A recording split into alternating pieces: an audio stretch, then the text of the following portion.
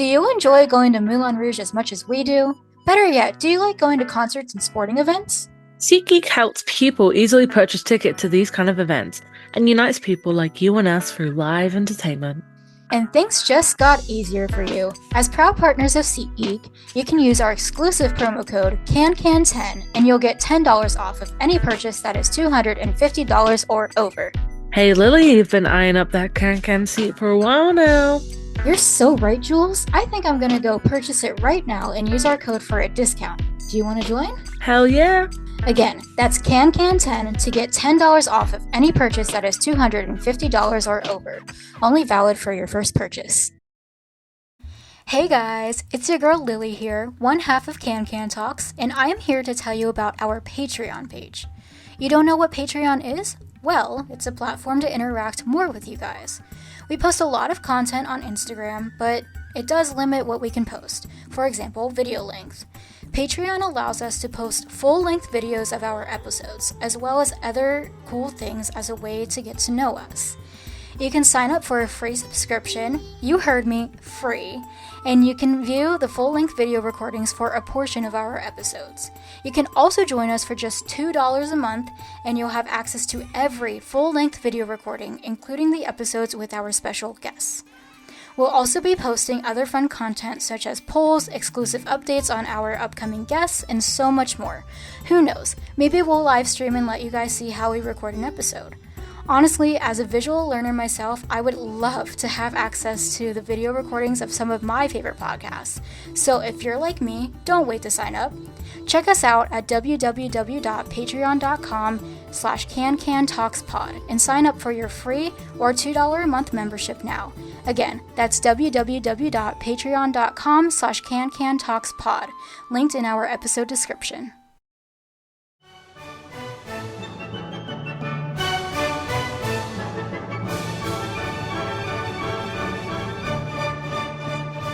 Hi everyone, welcome back to another episode of Can Talks with your girl Lily and your girl Jules. We have an exciting episode as always. We've got another special guest with us, so yeah, but before we get into that, Jules, with announcements. Sarah's leaving the tour. She just announced today that she is leaving. She is going off to do some choreographing in Europe. What's really exciting. I would love to spend my time gallivanting around Europe. I wish I was back in Europe. Wishful thinking, but she is leaving. She's leaving the role as Nini. So she did Broadway to tour, and now she's saying goodbye. And I'm so sad because I love her. I saw her. She was my first ever Nini, you know? Aww. What a sweetheart. But yeah, so well, that is all the announcements I have. I mean, everyone knows about Oyoyo leaving, as we already mentioned. She leaves soon, and again, that's a sad one for me as well. Yeah. I love her. She was my first teen, so she was A lot so of many Jules' people's. first. Not a first. She was a lot of people's first teen, Yeah. I think. Yeah. But yeah, so let's get into it. Yeah, so we have Stefanie Renee Salyers joining us from the tour. She is an ensemble member or a heel, and she was previously with the first national tour of Tootsie. And then she was on the regional level with On Your Feet at the Paper Mill Playhouse. Love that show so much. And then she did A Crossing with Barrington Stage Company before she joined Rouge. So we're super excited to talk to her about her journey and, get some dancer advice for me personally. Jules said not to mention Cincinnati, so I won't. Mm-hmm. But We should do a poll. Raise your hand if you know that Lily's from Cincinnati. And everyone's gonna raise their hand. Anyway, let's get into the episode. Woo! So we are with Stefanie from the tour. Hi, how are you? I'm good. How are you? We are doing well. Thank you for joining us on your day off. Thank you. Thank you for having me. So Jules and I are just gonna ping pong questions. And Sure. yeah. So Jules, do you want to start? Yeah, absolutely. So I always start with this question, but what is your audition story with Moulin Rouge? Yeah, so I was a non-union actor. For people who don't know, the musical theater actors in the US and in New York operate under the Actors Equity Association, which is the union for actors. And there's a whole separate industry of non-union work that exists. And I did that for most of my career up until the start of 2023, and I decided to join the union. And as a non-union actor, I had submitted tapes for Moulin Rouge, but they were never watched. And I'm aware that they were never seen, but I submitted just because I was like, maybe something will happen, but nobody ever saw my tapes. And then one day in like February 2023, there was an open call basically for dancers from the union for the Moulin Rouge tour. And I had a friend Andres who was playing baby doll on the tour. And I called him and I was like, hey, I'm just wondering, like, are any of the like heels leaving? Is this a real call? Is it a required call? Because the union has required calls. And if it's a required call, like I had a lot of stuff going on that day. I had work. I was like, I don't want to go if they're not actually looking. And he was like, bitch, this girl is leaving. She has this track that you would be perfect for. Like it's for a really small girl who gets like lifted and thrown around, and you have to go to that audition. And I'm gonna text Camden, who's my friend and the associate choreographer, to keep her eye out for you. And I was like, oh, okay, I'll go. And I went and I did the audition and I felt good about it. And um, I got a call back for a couple of days later. That callback was on a Monday. And I sang, I danced, I sang, I danced, I sang, I danced, I sang. I was there all day. And then for the next like 3 or 4 days, I didn't eat. I was so stressed and anxious because it was like me and a few other girls who were called back. And I was like, oh my God, I was so stressed. I gave myself acid reflux. But finally, on a Thursday, I was in another audition, a final callback for another show. And I got a text on my watch from my agent that he had called me. And he was like, hey, just step out when you can, step out of the audition and give me a call. And I was like, oh my gosh. And I called him and he was like, you booked the Moulin Rouge tour. Oh, and it was like the best. It was like the best news I ever got. And it was like finally all this like hard work and sacrifice and like struggle like paid off. And like I won finally. Like you know, I did it. I did the thing that people told me I would never do. So it was really exciting and a long process, but once it happened quick. That's so sweet. I love that.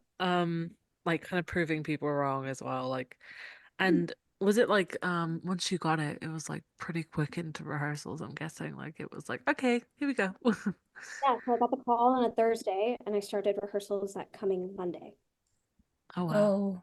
That So it was was like 2 weeks of rehearsals. I started the same day as like John Cardoza and Preston Taylor and Jada and Sean Avery. We were all a group together and Tommy. So we all started as a big group on that same day. But yeah, it was like on Thursday they told me pack up your bags because you're leaving in 2 weeks, like go on tour. Um, and it was like crazy and like it was so crazy. I just really want to put in there real quick. I miss you and Preston together. All Oh, I your miss. I miss Preston so much, and I just used to love your photos together.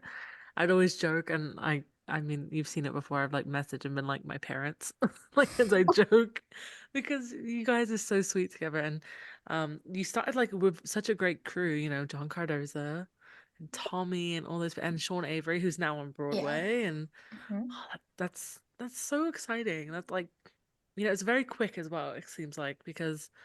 We've had some audition stories, I mean, with COVID and stuff like that have taken a little bit longer. So that's quite nice because I don't know about you, but I'm kind of impatient. I hate waiting. Like I want to know, and I'm like sitting there, and it's like weeks are That's going why by. I didn't eat for 3 days, not because I didn't want to, but I was like, I'm literally so nervous. I can't even think. about eating like a plate of food right now. I just need to refresh my email for the next like hour and a half.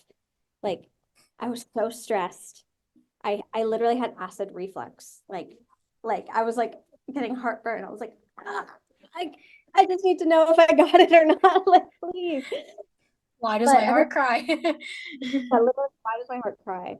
But all of us have like a very different audition story, and like some people did boot camp, some people didn't do boot camp but auditioned for like years and years and years, and um, it's one of those things like it come everybody's like journey to whatever step is so different and all valid and all good and all special, and like I got like extremely lucky the way that things worked out for me, and I was really blessed to like have like if I didn't call Andres to ask him, I might not have even gone to that audition, you know, and then who knows? Yeah, it's so sweet. Oh my gosh. I've definitely been in an audition room. Like I danced at a ballet academy and I've been in an audition room for hours and hours and hours. So I definitely understand like just the pride that you get when you finally get that role that like oh my gosh, it's great. It's great. It's so sweet. So the next question is what is your favorite song, scene, or moment in the show? Hmm. I really, I mean, there's so many great ones. I really love Roxanne. I think it's like just some of the best like dancing that feels the best. And a lot of it is like not just by yourself, like with a partner, or I have like 10 partners in Roxanne at any given moment, but I get to kind of like see and touch everyone. And like Tommy and I are partners for most of the Roxanne, the instrumental little duet.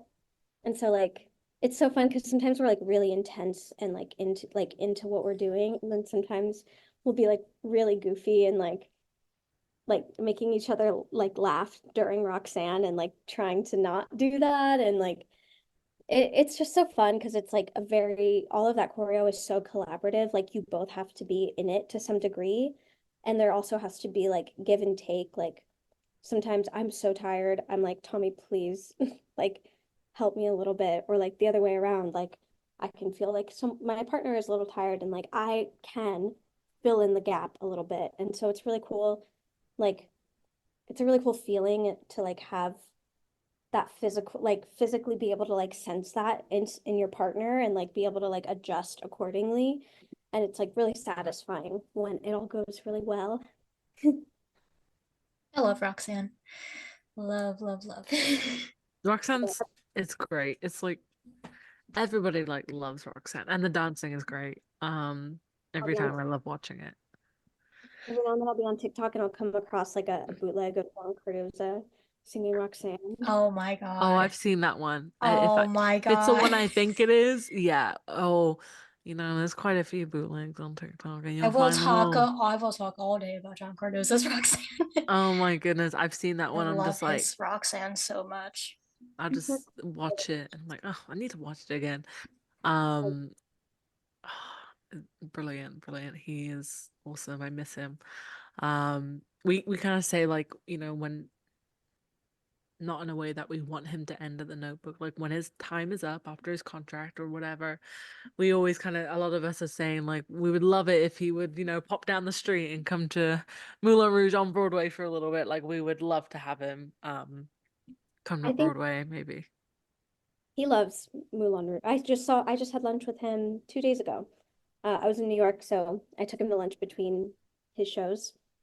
And he was saying like I love Moulin Rouge. I love the people and like he misses it sometimes, and like but he loves Notebook too. But event like if there's also this like international tour coming out. I'm sure y'all have seen Mhm.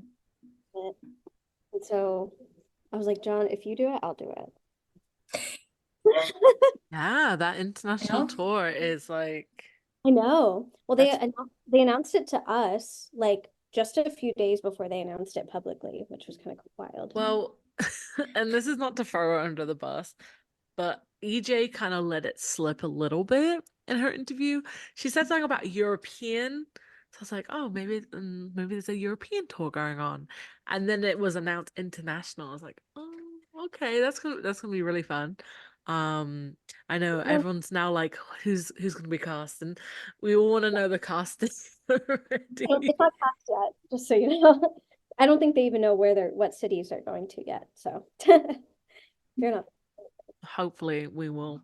So we just love we love hearing about casting. So so we're all just like, who's gonna be cast? And everyone's like, they've just announced it. Like, hold on.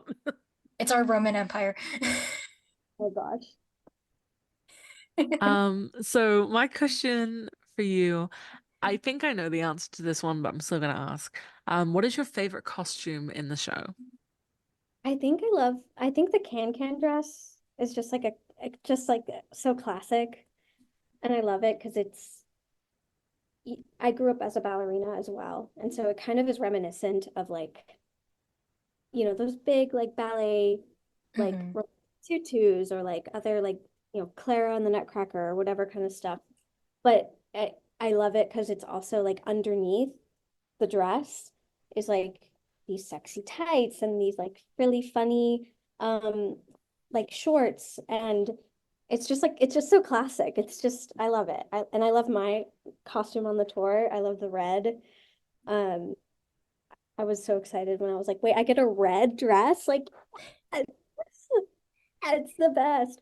But yeah, I think the can-can's the best, and it's just so beautifully made, and there's so much detail that like when I'm putting it on, I'm like, oh my God, there's a lot happening in these costumes, and like hours and hours and hours and hours of work that go into making them. I So mean, like, and Lily has we've sat Can before on Broadway, and you see them more up close.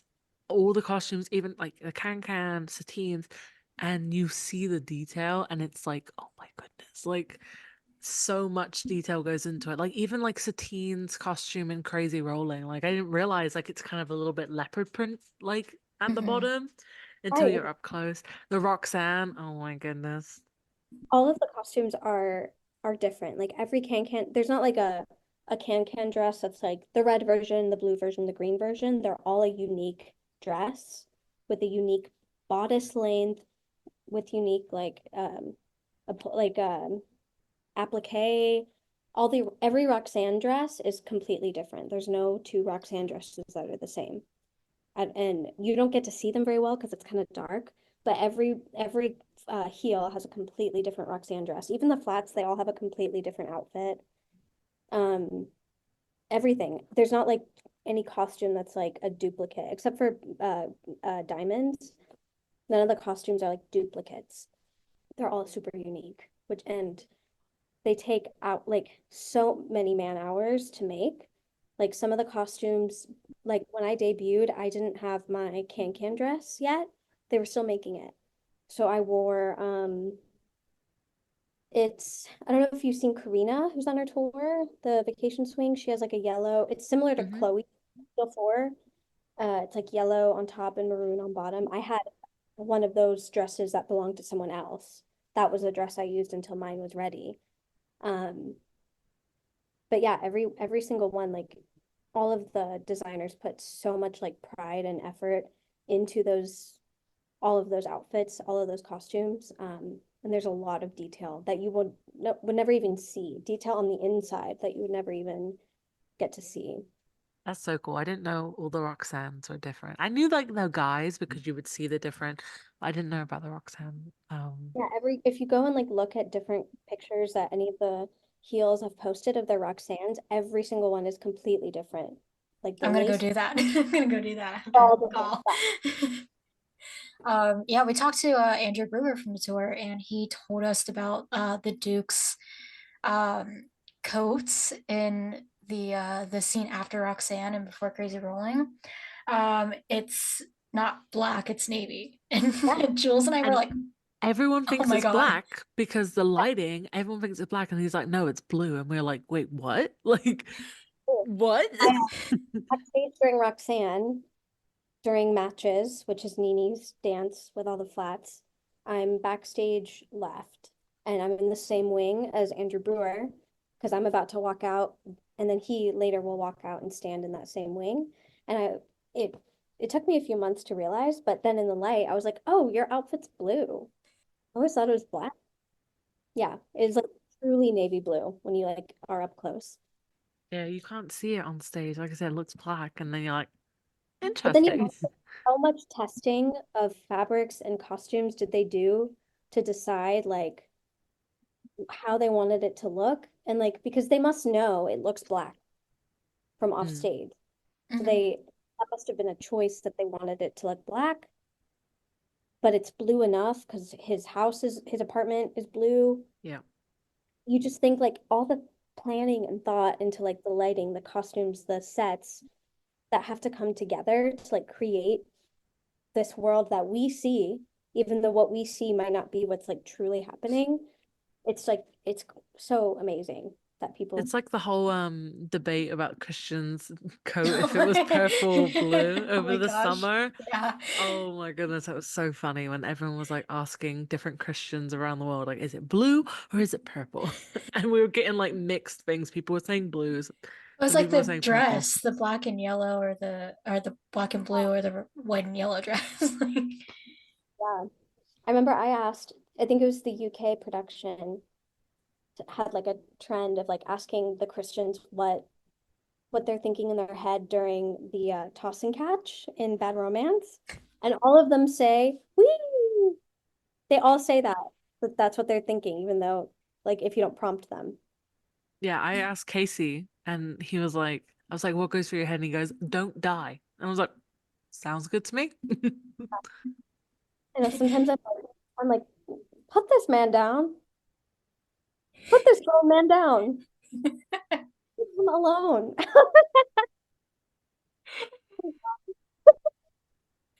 oh my gosh. Love it. Absolutely love that bit. Um, Oh yeah. Okay. So, what is your favorite stage mishap? This is also a question I love to ask. There's been a few. There was one recently, like a few nights ago. Um, it was at the spoiler alert, Satine's death. She'd already passed, and like four flats come and pick her up and carry her off stage. They go up stage with her. And we have Pepe Munoz here who's filling in for flat one. So he's at the front, he's holding like her head and neck area. And the flats are wearing these really heavy hats. They're top hats, but they weigh like 10 pounds because they're really thick. And whatever happened when he picked up Satine, his hat fell and it was like the loudest because it's like a 10-pound weight. And it fell right in front of Christian. And my track stays on the floor with Christian for a second. And then I get up and I'm supposed to like touch his shoulder and be like, I'm so sorry, and then leave. And I was planning, like, I'm going to go get the hat. But before I could go get it, Nick Burrows, who plays the track, had already picked it up. But he has to stay on stage. So he had picked up the hat and then he turned around and was looking at everyone in the cast. Everyone in the cast was just like leaving. And he was like, he said under his breath, he was like, somebody better come get this hat now. And I was the only one left nearby. And I still had to go touch Christian on the shoulder. So I grabbed the hat. I had to like make an acting choice. I grabbed the hat and I was like, and I walked back to Christian and touched his shoulder and then like walked off with the hat. I love that. I love it. It was so silly. It was so funny. And I then love we've it. had show stops. There was one like, every now like we're in different venues every 2 weeks or every week. So sometimes like things just go awry. It's hard when you're like dealing with new technology and like new people and blah blah blah. And we were somewhere and it was right after the sword swallow. We go under the sign and Christian turns right and it goes ring and then he raises the sign and it starts the snaps. And when the snaps start is when me and the other sword swallower walk off stage on the beat. And Christian goes like this. And I was like, no music starts. No music. Dead silent. The sign's raising. And so we're just frozen like this. And Christian raises the sign and it goes all the way up and he walks off stage. And we're all just left like, and then they had somebody, a stage manager was like, ladies and gentlemen, we're having a technical difficulty. Actors, please leave the stage. It was so, I was like, oh my gosh. It was so funny because we were just like, are we stuck here forever? Christian just left you guys and like, He fend for left us. yourself. As soon as I got off stage, I was like, wow. Okay. Oh my God. That's My so fun. God. I love a good stage miss. I mean, like we don't want you guys to mess up, but when you do see one, it is a bit like it's different, and you're like, oh wait a second, that wasn't Yeah. supposed to happen, was it? Especially when funny. you've seen the show like so many times, like you start to like be like, oh, yep. My mom has watched the show, like, I mean, she's seen it probably 40 times now. Like, my mom is so supportive and so lovely, and she, you know, anywhere, any city I go to, I have to get a two-bed because the odds that she will materialize in my Airbnb are very high. So I'm like, I might as well have a second bed for her so we don't have to cuddle. But she's seen the show so many times that she'll come up to me afterwards and be like, now, I saw this thing happen. That wasn't supposed to happen, right? Did somebody get in trouble? I'm like, oh my God, Mom. Like, nobody got in trouble. Things just happen sometimes. Oh my God, that's so funny. That is so funny. Oh, The hat mishap. I love telling this story. But when I was in a production of Head Over Heels, um, opening night, which was actually like 2 years ago, it was 420 2 years ago, and I played the lion. If I don't know if you've seen Head Over Heels, but like I played the lion that Musidorus beheads. Um, and my Musidorus goes and beheads me, and like I'm supposed to take off my mask, and there were like streamers that like were weighted by pennies, and they were reds to symbolize blood that's dripping down from the mask from the head, and I kind of feel that like something is off. My friend shakes the head, my glasses drop. Everybody is so in character that like everybody's so in character that like I think like the king like Basilius's like foot, like these are my glasses right here, and like my like his foot is like right next to him. I'm like, oh my God, somebody's gonna step on these. And so when one of the other ensemble members is supposed to drag me off, I'm like, grab my glasses, grab my glasses. She like picks them up and like is dragging me off stage. It was great. oh my God, that's so funny. I love them. We love a stage. So my next question is, okay, this is a good one. If you could be any character in the show, like gender not, not being an issue, who would you be? Ooh, Seedler. I would Harold Love it. I'd Seedler. pay money to see that. Yeah, yeah. I think he's a fun. I think he is an interesting character because he's not good and he's not bad. He is kind of like stuck in this. He's kind of stuck between a rock and a hard place in a lot of the plot of the show, and he like loves Satine and loves Moulin Rouge, but also knows that like hard choices have to be made for the Moulin Rouge to continue, and like I think it's an interesting character. And he has like fun bits, and Chandelier is fun. Um, yeah, I think that's what I would do. Love that. Yeah, well, I mean, we're getting Austin Durant on Broadway. God, I'm so happy. I have not seen him, and I'm so excited Oh to my see God, you're him gonna love him. because I love I've seen your videos you've done with him, like him in the background, and he just seems so funny. So I'm really excited He's so we're funny. super excited for him to be on Broadway with us. I'm so excited, and he The like, tour Broadway pipeline is strong. yeah, it can be. Um, Yeah, I'm yeah, excited. Yeah, it's gonna be great. Everyone who gets to see him is so blessed. Yeah, I saw him. I saw him on tour, and I said this because we've been doing like deep dives of characters. And we were at the Ziegler, deep dive, and like we had kind of also did like our announcement segment, and we announced that he was going to be on Broadway, and I was just like, I love this moment. It was an encore when he starts like because he can, but he like took a moment to like just bask himself in the spotlight and like turned around, showed his flashy jacket. It was amazing. I was like, I love this choice. Rocket, yeah. I don't remember. I always like the last show. It was the last show in DC for like a big group of people. So that was like such a hard day. I cried. I was like bawling. My eyes were like this big, sticking out of my head because I just was crying so much. I just remember like he pops out for encore, and everyone's clapping, and he just like looked at all of us on stage, and it was so sweet. And I was like, that's nuts. Oh my goodness. Yeah, that was a hard day on tour, honestly. That was a hard day for me. I was like, oh, so many people. Um, but speaking of tour, what is your favorite city that you've been to? I really loved New Orleans and DC. I loved both. New Orleans was just cool because it's New Orleans.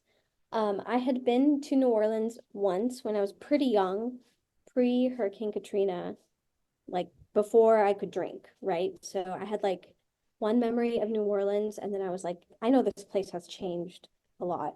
And now I'm an adult and I can drink and I can like, do things that I wasn't doing when I was like 10.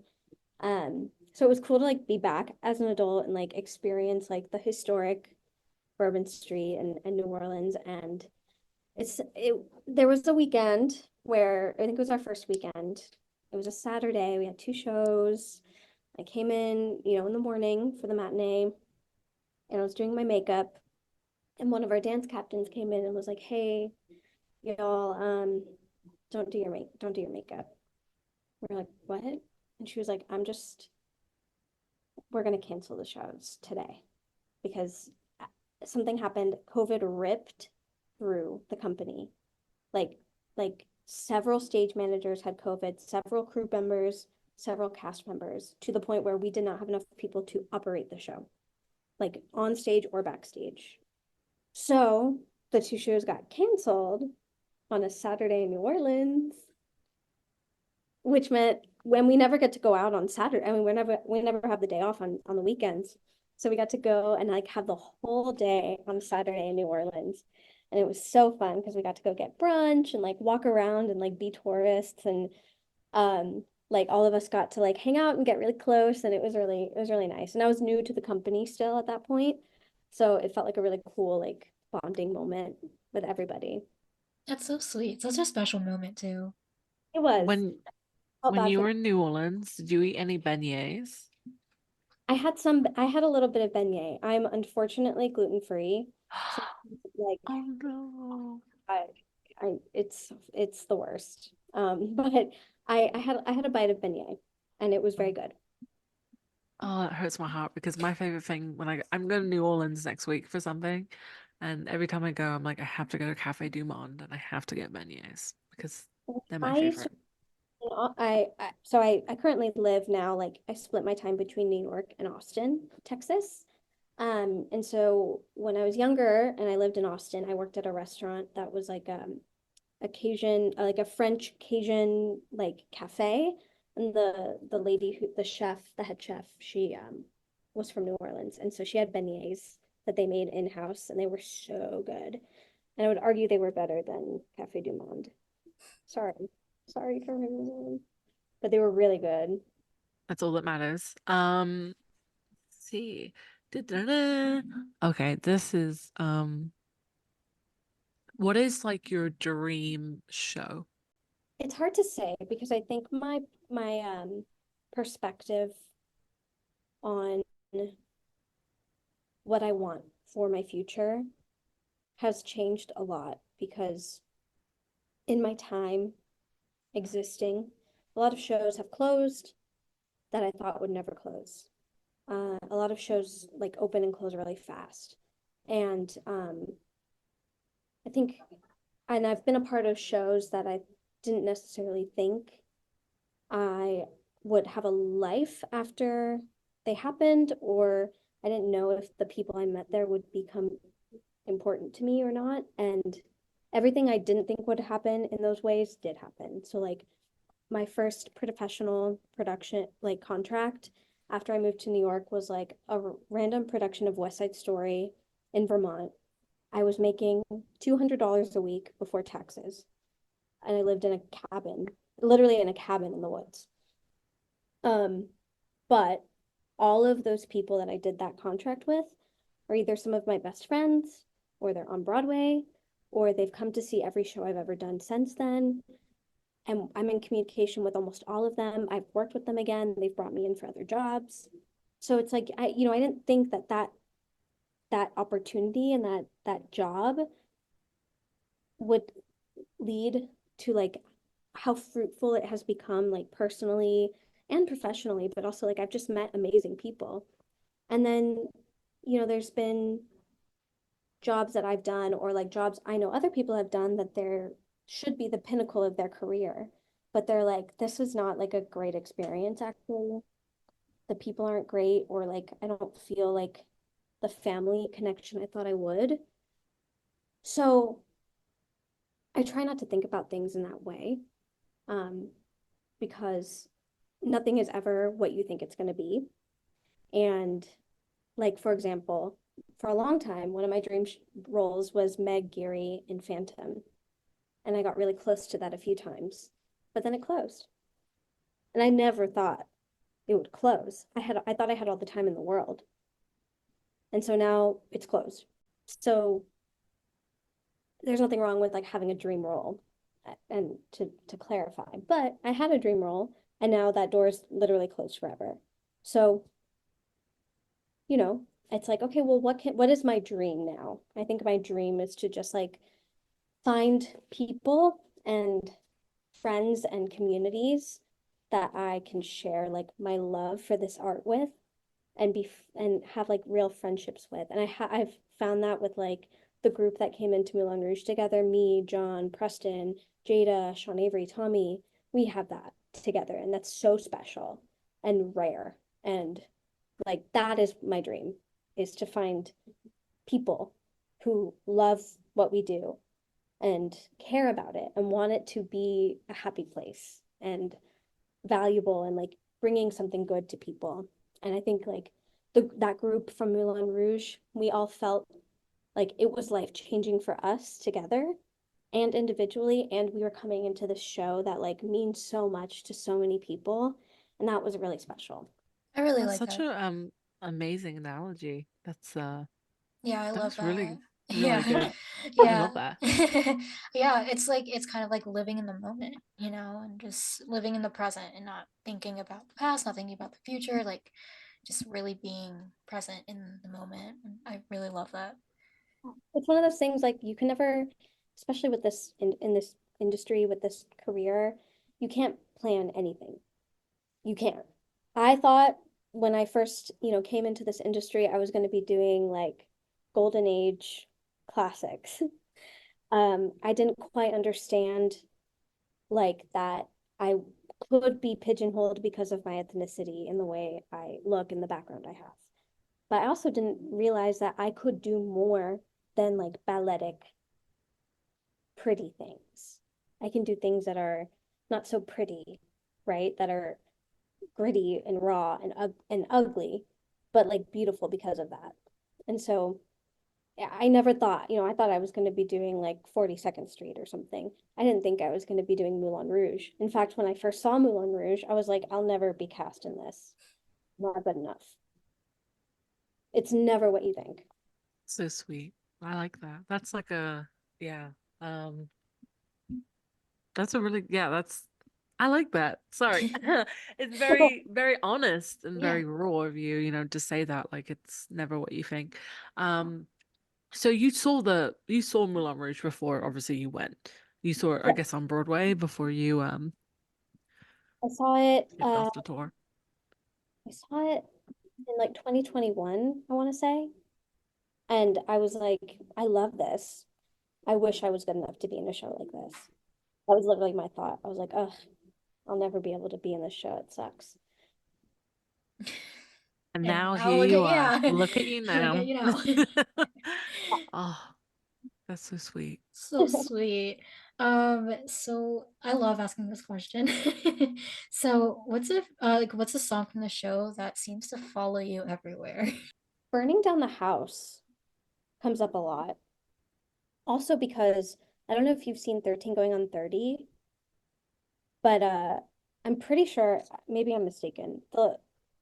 The young Mark Ruffalo character, he like plays a song for the girl, and I think it's Burning Down the House, or it's the same singers at least. And I always remembered being like, what is this song? It's so funny. And it sounds so different. Like the recording, like our version is so different from like the original. And so it like it doesn't feel like the original when it's on stage because we're like burning down the house. But then I'll hear it and I'm like, oh, this is like in my show. That's so weird. It is, yeah, I've heard the original and I'm like, this is It's not a what I'm little used weird. to. Yeah. This is not what I'm used to. What do you mean? We you can ask any fan, they do the same thing. Like anywhere you go and you'll hear a song that's in the show and they're like, this is in Moulin Rouge. This Mhm. song's in Moulin Rouge. Yep. I'm the worst. I do that to my parents and they're like, what? Oh I'm my like, God. this show's in Moulin Rouge. Yeah. I once was listening to like Rolling in the Deep by Adele just in the car, and I was with my parents, and I decided to mash it up with Gnarls Barkley Crazy. In the end, I was like, yeah. I feel like those should be the same song. And it's funny because like so many of the songs that are in this show, like I grew up listening to, like Toxic, when I grew up, that was that I was like, this is the best song that's ever been written. Oh, this is the most genius piece of music I've ever heard. And like I used to in the morning before school watch like the MTV or the VH1 music video channels. And it was like the Toxic video, the Crazy video, the Hey Ya video. Hey Ya was my shit. Like, and now it's so weird to think that like, I mean, I never would have thought when I was little, like, I'm gonna get paid to professionally be doing choreo to these songs that were like defining my life that I like listened to on the school bus. Um, so every now and then I'll be like, how weird, like 20 years ago, I would have never believed you if you told me that I would be paid to like dance and sing these songs. It's wild because like I remember like listening to Bad Romance, Lady Gaga, doing my laps during like my daily like laps during a physical education class in elementary school. Yeah. And that's like it's so surreal to think like, it's like your the soundtrack to your childhood and I now you're know. I'm performing like, it. yeah, it's cool and it's kind of meta. And Yeah. Oh yeah. So I'm intertwining some fan questions in here. And one of the fan questions I have is if you could play any flat track, what would you choose and why? I'll preface by saying the tour and all the other companies on Earth have very different tracking for some reason. Every other company pretty much has the same tracking except for the tour. I don't know why. But that being said, I really like flat two. Sam Khan is our flat two. But he does like the Cupid lift in ELM where he like shoots the bow and arrow and he does the flowers with Satine. I feel like he has like really cool features. And it's not like doesn't seem like if I had to do it like right now as Stephanie, I feel like I could maybe do it. I would not be able to do like flat one. As Stephanie, that's so hard. That was Tyler Logan's track who like lifts everybody. Um, yeah, I think flat two or flat seven. Flat seven is Tommy on our tour. He also has really good features. Like the trumpets, I want to do the trumpet. Basically, that's it. Whatever People does say the that trumpet. with like, sorry, people say that with the heels, like heel one, Yes. is like such a, because like in Can Can during that bit, she's right in the front, and then in ELM, stuff like Oh, she that. also takes the Duke money during the Duke's Yeah, so entrance. a lot of people say like heel one would be one they would want to do as well. Me too. It's a good track. It's a good track. It's like a combo of all of the different Broadway tracks. Like I have some of the heel one moments and other people have some of the others, and like it's all mixed up. Yeah, I do. Yeah. We Jules and I love Flat Nine. The That nine. painter, The the painter, painter I love in it. the If you just back. watch him in especially in part two, especially in that bit, rehearsal scene part two, and it's getting all like a little bit spicy, Oh yeah. you know. Well, on I think it's similar on Broadway, but on tour, Flat Nine, that's the tract, honey. Flat Nine, Andrew Brewer was Flat Nine before he was promoted to the Duke. Christian Douglas was Flat Nine before he was promoted to Christian. I'm like, how do I get to be Flat That's Nine? the track. Yeah, That it's the is same on Broadway Oh, because Aaron Finley Finley. and Dylan Paul are both Yeah. understudies for the Duke and Christian. Yeah, and well, Aaron is flat nine, and Dylan it's just a swing, like he swings flat nine, Duke, Christian. But yeah, no, it's the same way. Like, The yeah, track. flat nine. That's the That's a track to track. be in. Um, yeah, that's a good one. I'm just looking through the many fan questions that we have. Okay, I'm gonna add in a little question real quick. Um, Obviously, I think everyone knows your answer to this. But would you like to eventually, maybe if you got the chance, transfer to Broadway, the Broadway Oh yeah. company? Oh yeah, absolutely. I would love to. I love the show. I love touring. I also would love to make my Broadway debut. And a lot of my friends are my friends in there. Every time I pass by the Hirschfield, I'm like, my friend's in there. I know so many people in that building, and it would be so nice to like do it on that stage and Hmm. my friends and yeah, And I then We would would love be there. You and Clay could combine forces on your and then TikToks. yeah, then he can yeah, we can make TikToks together. We would be there like on your debut, like with little flags, like Like, "Woo, Stephanie!" Gosh. I love debuts. I absolutely love debuts, especially even if it's not Broadway debut, it just makes me so happy just watching like people. a professional I theater debut is like it's so it's exciting. so cool. Like I saw Heather who on Broadway. I saw her the night she did her Arabia debut, and it was just so much fun because this is her first time doing it in front of a live audience, and it feels, it's probably terrifying for her, but like I was sat there watching, and I felt like a proud mother. I was like, oh my god, there she is, like just watching her kick ass in that role. So It is very exciting. I mean, like my Moulin Rouge debut. Um, it was funny because we were in Dallas. We were in Dallas, and I'm from Austin, or my family all live in Austin. My mom, my boyfriend, I have, everyone. And so my debut was a Thursday, and my mom had told me like, I can't come Thursday, but I'm coming up Friday for your second show. And I was like, cool. But I should have known, like knowing my mom, that she would have been there. And so I did all of act one, like up until Shut Up and Raise, and then I got to my dressing room because we have that long like break. And my mom had texted me like, "I'm here watching your debut," and I was like, crying. But it was like it's like it was special. I wouldn't have been mad at her if she hadn't come, but it was really special that she came to like see me. That's so sweet. I love like proud mom moments. Yeah. Oh yeah. Um, Like so sorry, go ahead. okay, especially because I had to, really like shake her and be like, it's okay if I do Broadway. It's okay, gonna be okay. I won't be starving, I promise. Oh. But yeah, so this actually I love this question. I got it on my fan account, but do you have any advice for beginner dancers? And how do I start? Beginner dancers. Well, class is always the best way. I think if you're like very beginner, like beginner ballet or adult ballet, to kind of like get like that connection of your brain to your body, to understand how to like make your body do things that aren't natural, because dance is not very natural. And then just really being really brave and just doing it, just making yourself do it. Um, something that Camden Gonzalez, she's our associate choreographer, she always says, she said it to us in auditions, and she would also say it to us in rehearsals, is like, do the task.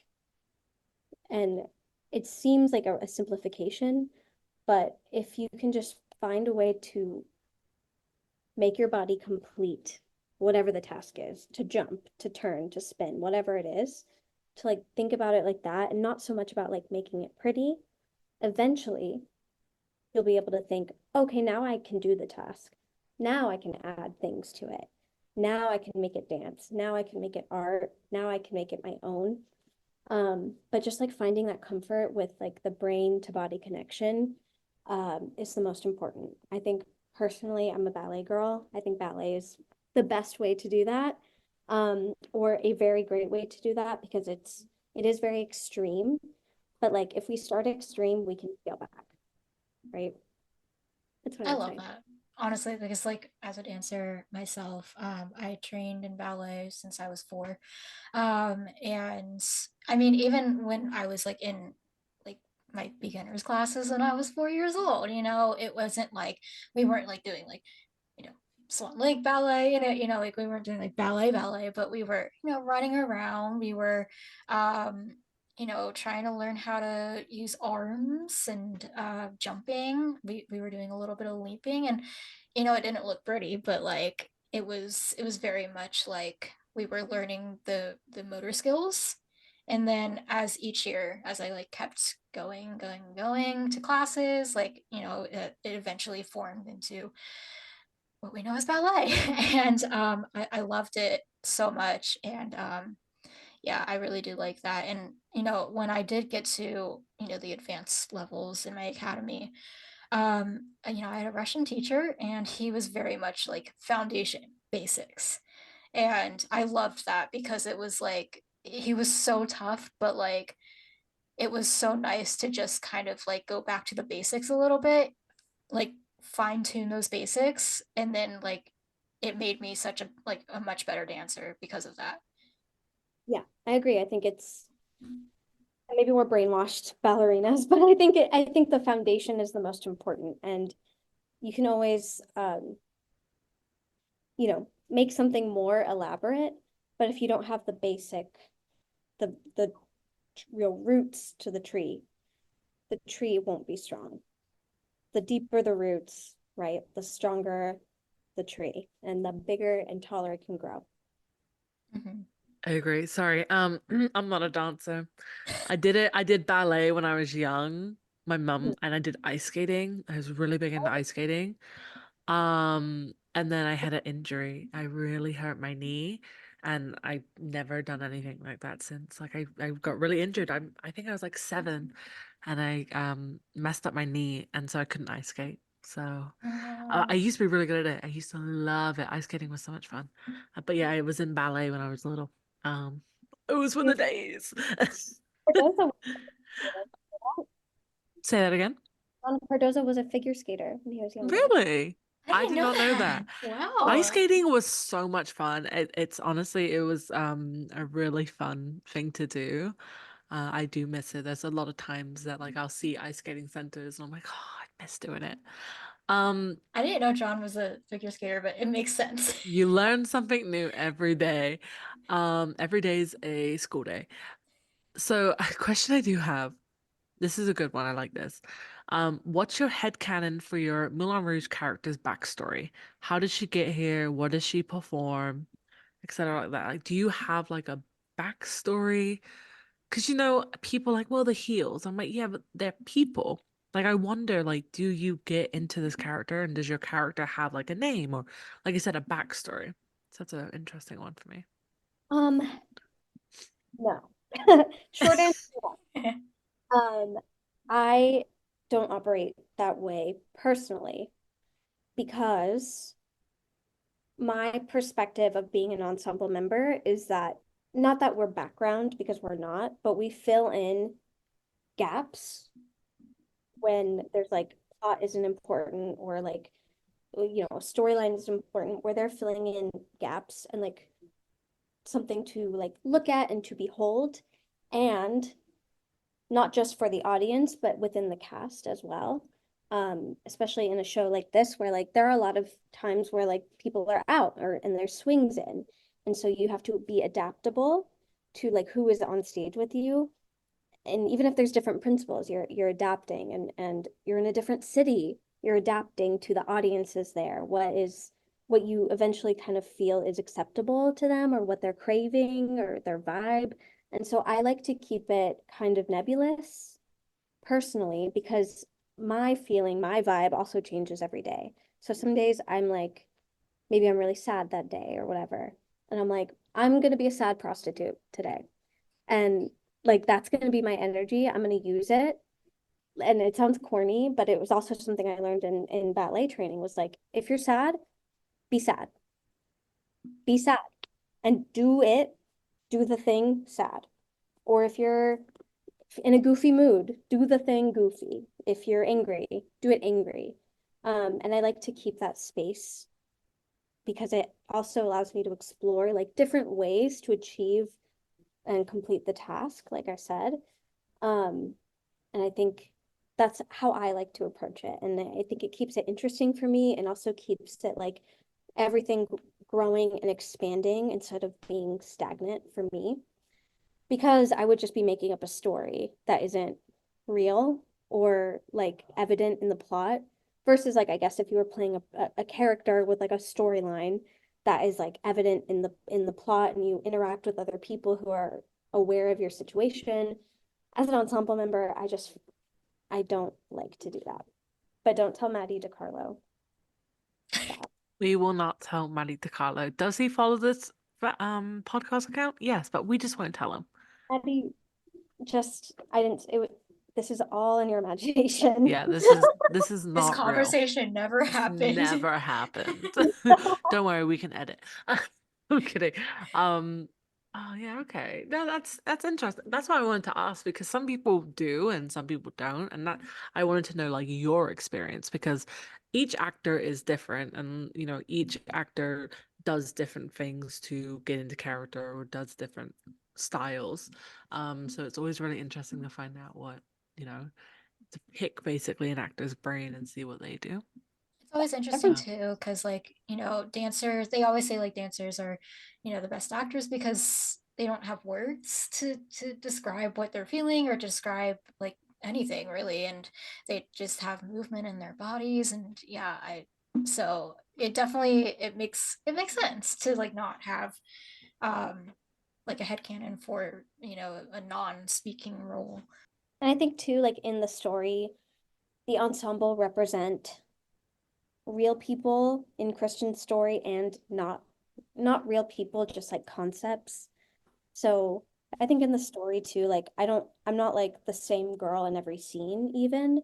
I'm just a part of this story that he's woven and like the dreamy background of his story with Satine and the Bohemians. And so I think there's like that flexibility too. Like I said, we're there to fill in the gaps.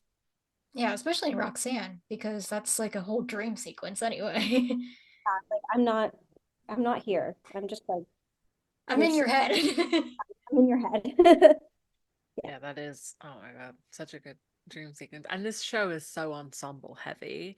And I always say that this show, if it wasn't for the ensemble, you guys really carry the show and um such a big part of the show. And I think one thing I love about being in the Moulin Rouge fandom is the amount of love that ensemble members you guys get because I've seen some shows where people are just like, oh, whatever, ensemble, we just care about the principals. But here, like a lot of people I know love the ensemble members, and and we do love you guys, and you guys are fantastic. And like I said, this is such a big ensemble heavy show, and without the ensemble, I think it would be it, you know, I don't want to say it would suck because that's not true, but like I don't think it would be as successful.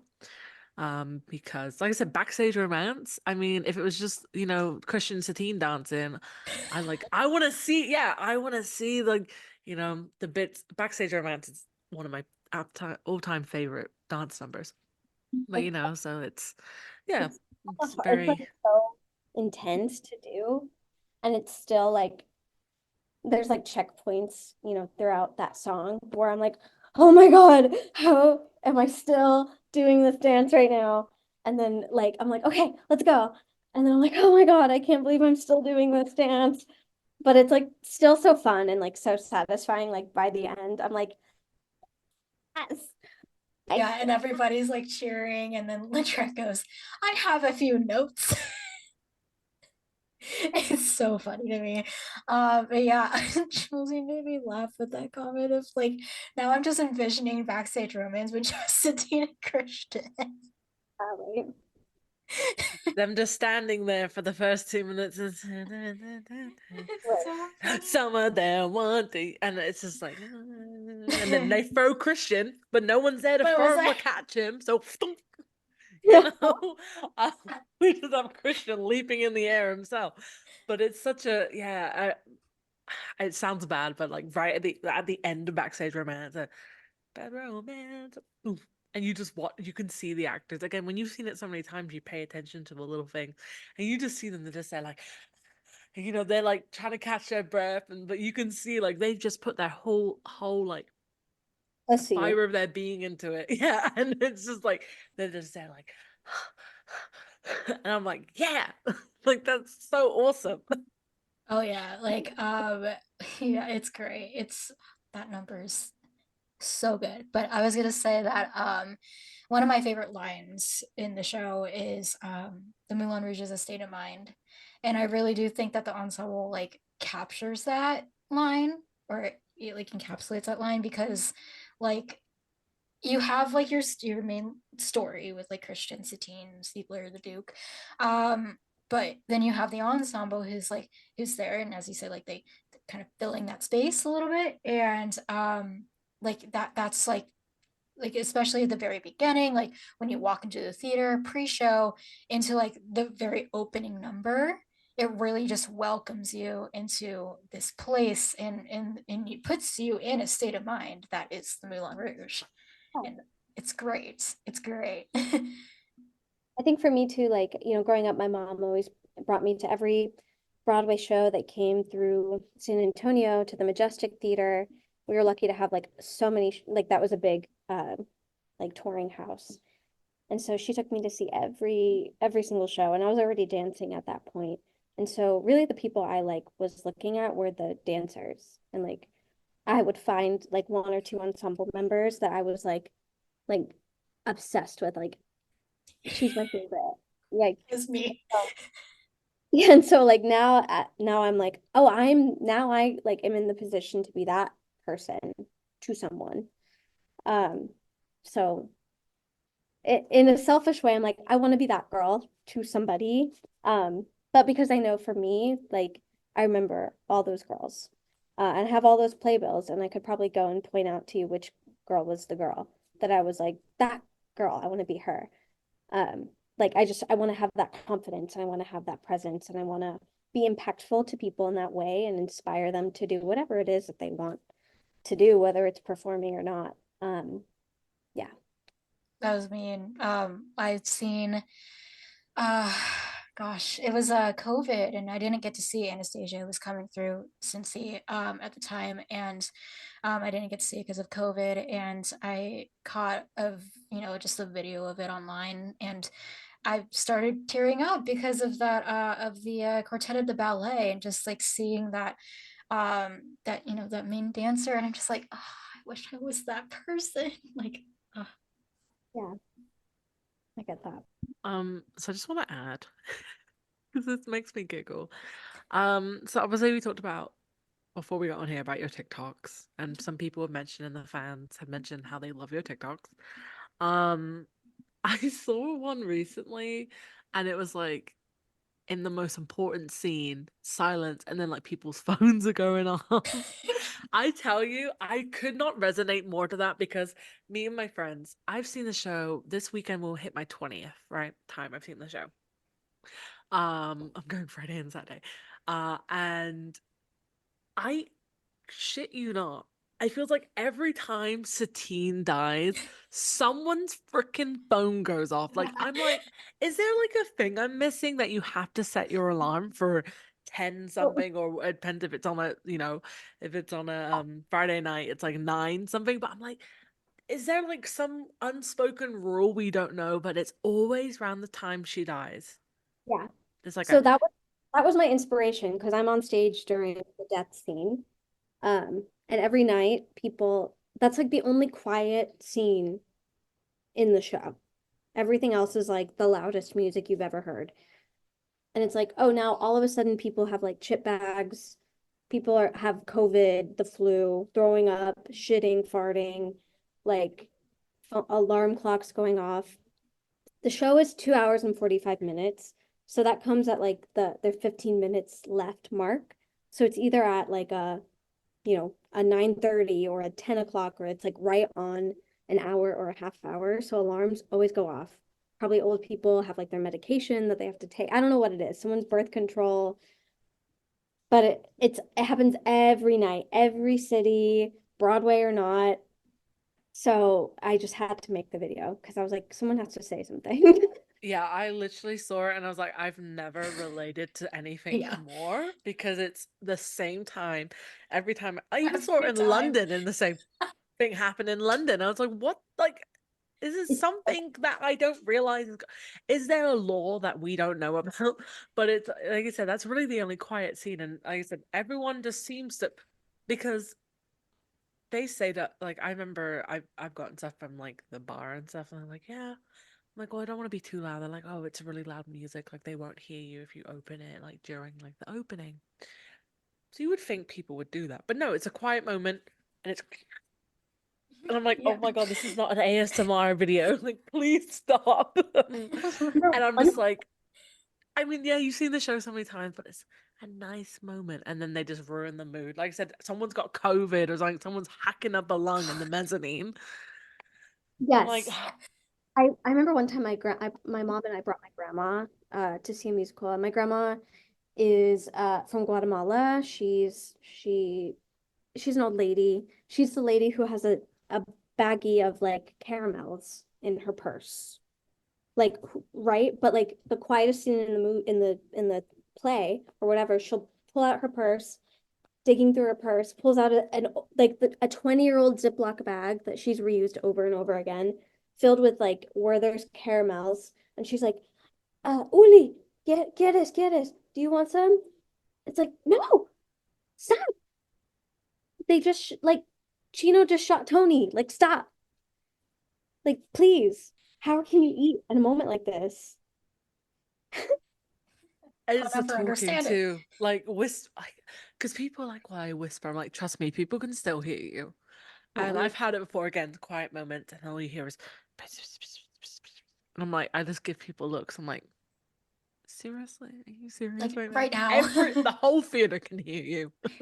I was at The Um, Outsiders on Broadway 2 nights ago, and I had a rush ticket. I was in the third row, like house left, and the whole second row, house left, was empty. And I was like, what the heck?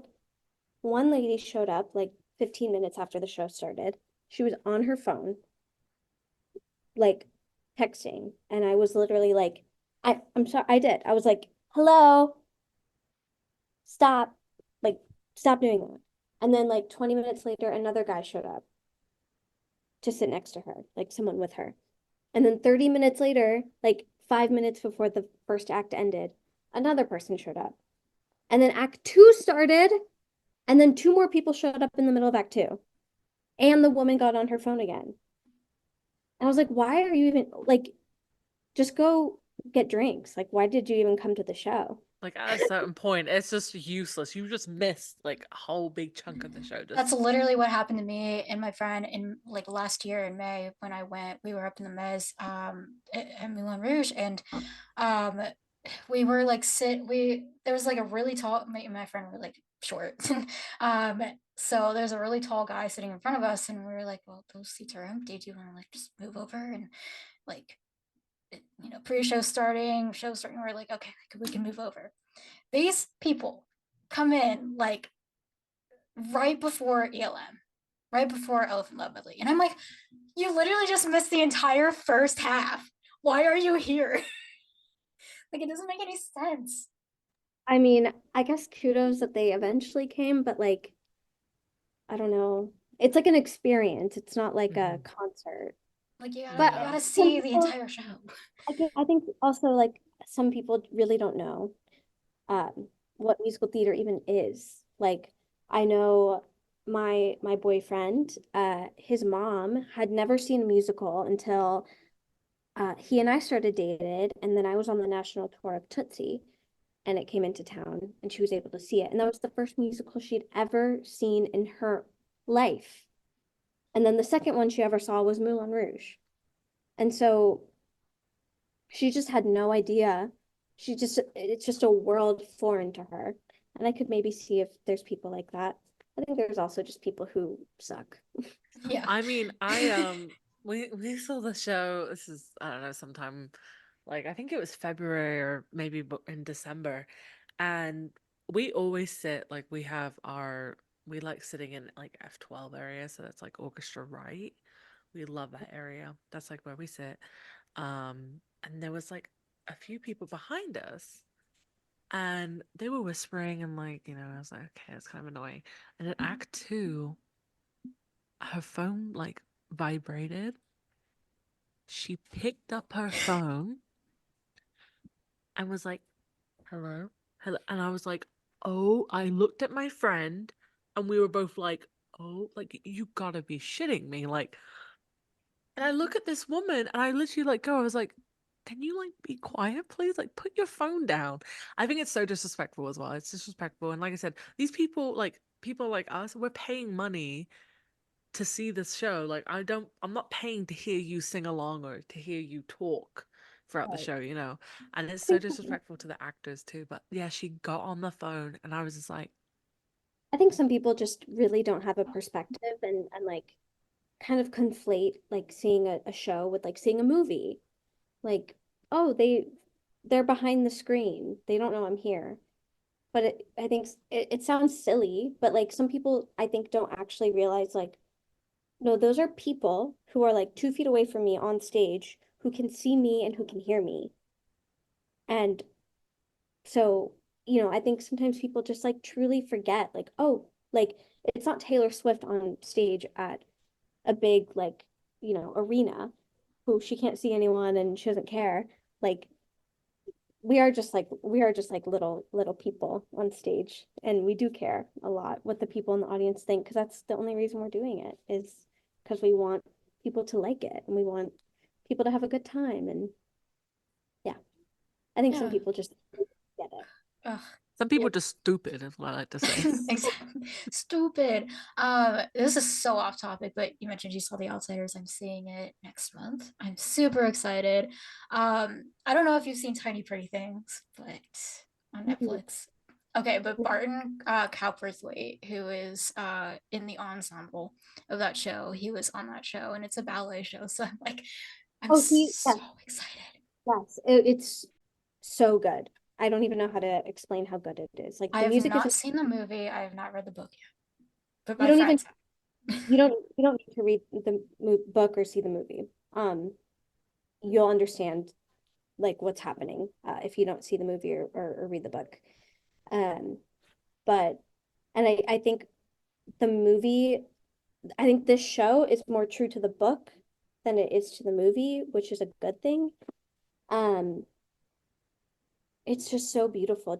Justin Levine did a lot of the music, and he did Moulin Rouge too. So like, I was at intermission and I texted him. I was like, hello, this is incredible. Like, I'm sure you've had 100 people tell you this and you don't need little Stefanie to tell you this, but you should be so proud. This is fucking beautiful. And like the way they do the lighting, there's a lot of like violence in this show. It's about like, young gang members in like the 60s. And the way they do the lighting, I can't even explain it. It's so beautiful. You're gonna love it.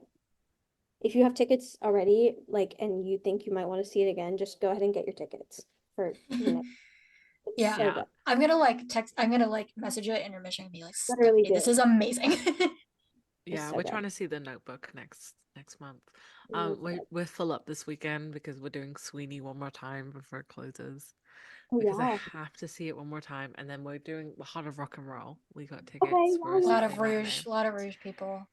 So, but yeah, no, Sweeney, I was like, I have to go one more time before it closes because it's one of my all-time favorite shows. Despite casting, like I know people are like, oh, it's Tveit, and I mean, I love Aaron Tveit, who doesn't?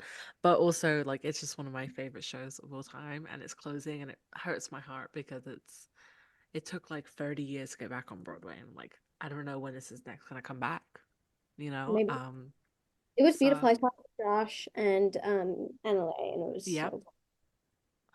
so Such good. a good one. I saw it with them, and then I saw it with Aaron and Sutton, and then I'm going back to see it with Aaron Sutton this weekend. Because I can't go closing, so I was like, well, let me try. It's my birthday on Thursday, this Oh, happy Thursday birthday. coming. So I was like, well, for my birthday, I'm gonna treat myself, and we're Yeah, gonna go to Sweeney. that's so Yeah, it'll be good. my birthday in May. So I treated myself to Moulin Rouge twice and The Outsiders. Well, hey, while you're in New York, go to I'm gonna give you a restaurant recommendation to go Oh, to. we need those actually. I'm gonna write this Yeah. down. Do you want it now? Yeah. Mhm. Called Da Marino. Damarino. Okay. Did you write It's that down, Lily? Yes, I did. 220 West 49. It's Hmm. across the street from Chicago the musical and like next door to Book of Mormon. Okay. And tell them Stephanie sent you. Okay. Okay. Ooh, I'm excited. I We love like trying new places. We just booked like for brunch for Saturday and stuff like that at a new place we've never been to.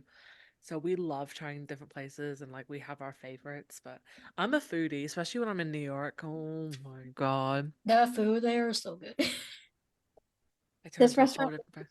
the vibes are super good. Like really great people that work there and like sing there, and the food is amazing. They've had the same chef for like 45 years, and he hasn't changed. The recipes haven't changed. They've been the same because they're perfect. Oh They're my like God. so good and like I'm so simple. excited. We'll definitely have to check it out. Lily, do you have any more questions? I mean, there's a lot, but I don't want to take up all your time. Like I said, it is your day off. Lily, do You you can have always come anything? back for episode two, Oh, part two. absolutely. Yeah. I don't have any other questions. So, No, I think that's for what we have right now. Thank you so much again. Like I said, I know it's your day off, so we really appreciate you taking time to talk to us. We really do. Guys, And we can't wait to see all your more behind the scenes and your TikToks. yes, yeah, So excited, but yeah. thank you so much. It was so Thank nice you. talking with y'all. Thank you everyone for all your questions. Bye, Stephanie. Bye. Nice talking to y'all. Have a good night. You you too. too. Oh my gosh, that was so fun.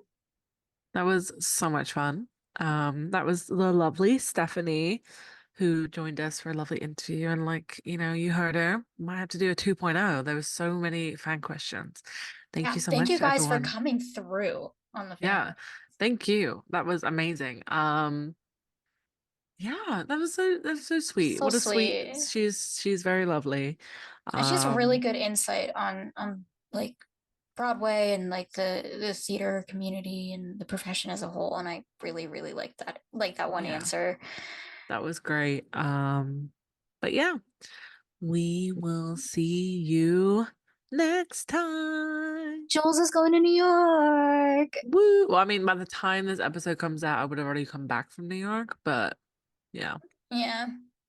I'll be experiencing FOMO all week. But Hell yeah.